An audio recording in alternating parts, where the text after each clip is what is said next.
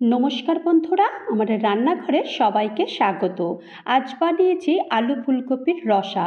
এইটা একদম নিরামিষ এবং এই রান্নাটা তোমরা মহাষ্টমীতেও রান্না করতে পারো। আশা করি তোমাদের ভীষণ ভালো লাগবে। তো চলো দেরি না করে কিভাবে বানিয়েছি সেটা দেখে নিই। প্রথমেই আমি এখানে একটা বেশ মিডিয়াম সাইজের একটা কপি নিয়ে নিয়েছি। আর ফুলকপি, এটা একদম ফ্রেশ ফুলকপি। আর ফুলকপির এখন ডান্ডিগুলো সব আমি ভেঙে নিচ্ছি। একটা একটা করে সব ভেঙে নিয়ে এরপরে কিভাবে কাটতে হবে সেটা একবার দেখিয়ে দিই। একটা ফুলকপির ফুলকে এরকম দুভাগ করে নিয়ে নিয়েছি। সব ফুলকপি আমি এইভাবেই কেটে নিয়েছি। এখন আমি গ্যাস অন করে দিয়েছি আর বেশ খানিকটা আমি গরম জল করতে দিয়ে দিয়েছি। তার মধ্যে নুন আর হলুদ দিয়ে দিয়েছি। আর এখনকার ফুলকপি সেহেতু একটুখানি গরম জলে একটু জাস্ট একটু এদিক ওদিক বা ভাপিয়ে নিয়ে যেটাকে বলে আর কি, সেইটা একটু করে নেব। একদম কিন্তু ফুল বয়েল করব না, শুধুমাত্র একটু গরম জলে দেওয়া। যেহেতু ফুলকপি অনেক সময় পোকা থাকে, সেই কারণে যাতে পোকা বা অন্য কিছু যদি থাকে সেটা চলে যাবে। তো সেই কারণে ফুলকপির মধ্যে একটুখানি গরম জল সব সময় ইউজ করা উচিত। ফুলকপিগুলো দেখো জাস্ট একটুখানি ভাপিয়ে নিয়েছি, নিয়ে আমি এরকম ছাঁকনি দিয়ে এরকম ছেঁকে রেখে দিয়েছি। এবার আবারও কড়াই বসিয়ে দিয়ে বেশ খানিকটা তেল দিয়ে দিয়েছি আর সাথে নুন আর হলুদ দিয়ে দিয়েছি। এরপর কপিগুলো সব দিয়ে দিয়েছি। কপিগুলো এরকম দিয়ে বেশ একটু ভালো করে কপিটা ভেজে নেব। তবে এই কপির রান্নাটা শুধুমাত্র যে আমরা পুজোর দিনে রান্না করব তাই নয়, আমরা নিরামিষের দিনেও কিন্তু এই রকমভাবে ফুলকপি রসাটা রান্না করলে কিন্তু ভালোই লাগে। আর পুজোর অষ্টমীর দিনে এই ধরনের ফুলকপি তো ভীষণই ভালো লাগে। তো ফুলকপিগুলো দেখো আমি কিন্তু বেশ ভালো করে ভেজে নিয়েছি। ফুলকপি ভাজা হয়ে গেছে আর এখন এখানে একটা আলু কেটে নিয়েছি। এরকম বড় সাইজের আলু নিয়েছি। এই আলুগুলোকেও আমি ডুমো ডুমো করে কেটে নিয়েছি। তবে আলুর পরিমাণটা তোমরা যদি চাও তাহলে তোমরা একটু বেশিও দিতে পারো। আমি এখানে একটা বড় সাইজের আলু নিয়েছিলাম, সেই কারণে একটা আলুতেই হয়ে গেছে। আলুগুলো সব দিয়ে দিয়েছি আর আলুগুলোতেও একটু নুন আর হলুদ দিয়ে আলুগুলো সব এরকম ভেজে নেব।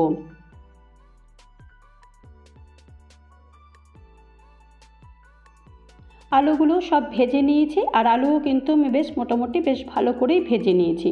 আলু ভাজা হয়ে গেছে, আলুগুলোও এখন সব তুলে নিচ্ছি।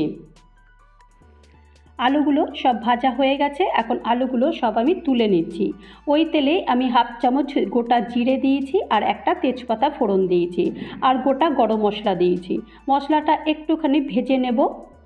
ভেজে নেওয়ার পর আমি এখানে একটা টমেটো নিয়েছি। টমেটোটা বেশ একটু বড় সাইজের টমেটো, এরকম 4 টুকরো করে এরকম কেটে নিয়েছি। আর স্বাদ মতো নুন দিয়েছি আর হাফ চামচ হলুদ গুঁড়ো দিয়েছি। এখন টমেটোটা বেশ খানিকটা মোটামুটি একটু কষাতে হবে। যতক্ষণ পর্যন্ত না টমেটোটা একটু নরম হয়ে যায় ততক্ষণ পর্যন্ত টমেটো কষতে থাকবো। আর এখানে আমি 1 চামচ আদা বাটা দিয়ে দিয়েছি। আদা বাটা দিয়েও আর টমেটোর সঙ্গে ভালো করে এটাকে কষবো। বেশ একটুখানি এখানে একটু সময়টা নিয়ে একটু টমেটোটা একটু কষাতে হবে, কারণ টমেটোটা একটু না কষালে কিন্তু একটু ভালো লাগবে না।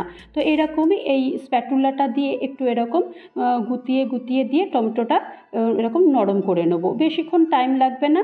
তো এরকম করে করে টমেটোটা বেশ কিন্তু নরম হয়ে গেছে। আর এখন এখানে 1 চামচ আমি জিরের গুঁড়ো দিয়েছি, 1 চামচ ধনের গুঁড়ো দিয়েছি আর 1 চামচ লাল লঙ্কার গুঁড়ো দিয়েছি আর সামান্য পরিমাণ চিনি দিয়েছি আর একটুখানি জল দিয়েছি। যেহেতু আমার ড্রাই মশলা, সেহেতু একটু জল দিয়ে মশলাটা কষালে মশলাটা বেশ ভালো হয়। আর চিনির পরিমাণটা অবশ্যই একটুখানি তোমরা তোমাদের স্বাদ অনুযায়ী দিও, অথবা যদি প্রয়োজন না হয় তাহলে দিও না, কারণ নিরামিষের তরকারিতে আমার মনে হয় একটুখানি মিষ্টি বা দিলে একটু খুব একটা কিন্তু খারাপ লাগে না। আর এখন মশলাটা কষিয়ে নিয়েছি আর ভেজে রাখা আলুগুলো সব দিয়ে দিয়েছি আর স্বাদের জন্য আর 2টো লঙ্কা দিয়ে দিয়েছি। এখন সব কিছু দিয়ে আরেকবার মশলাটা বেশ ভালো করে কষিয়ে নেব। আলুর সঙ্গে বেশ ভালো করে কষাতে হবে যাতে করে আলুর মধ্যেও সমস্ত মশলাটা বেশ চলে যায়। তো এই রকমভাবে মোটামুটি 2 থেকে 3 মিনিট বেশ ভালো করে কম আঁচ নিয়ে এটাকে কষিয়ে নিয়েছি। আর দেখো কষাতে কষাতে কিন্তু বেশ তেলটা বেরিয়ে গেছে। আর এই রকম অবস্থায় এখন ফুলকপি ভাজাগুলো সব দিয়ে দেবো। ফুলকপি দিয়ে দেওয়ার পরেও আরেকবার ভালো করে মশলাটা কষিয়ে নেব।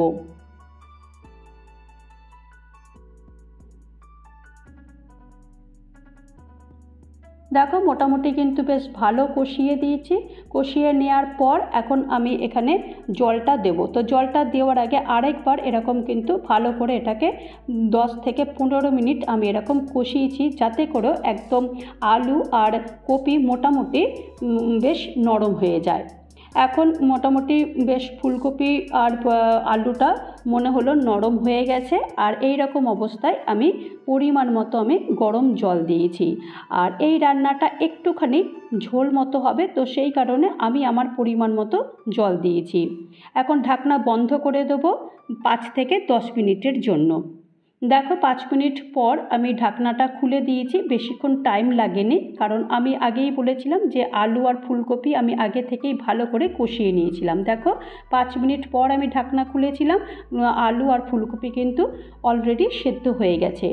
এই রকম অবস্থায় আমি 1 চামচ ঘি দিয়ে দিয়েছি। ব্যাস আর কিচ্ছু লাগবে না, তৈরি হয়ে গেল আমাদের মহাষ্টমী স্পেশাল আমাদের আলু ফুলকপির রসা। এই রসাটা শুধুমাত্র যে আমরা অনুষ্ঠান বাড়িতেই রান্না করব তা নয়, আমরা আমাদের নিরামিষের দিনেও কিন্তু এই রান্নাটা আমরা করে নিতে পারি।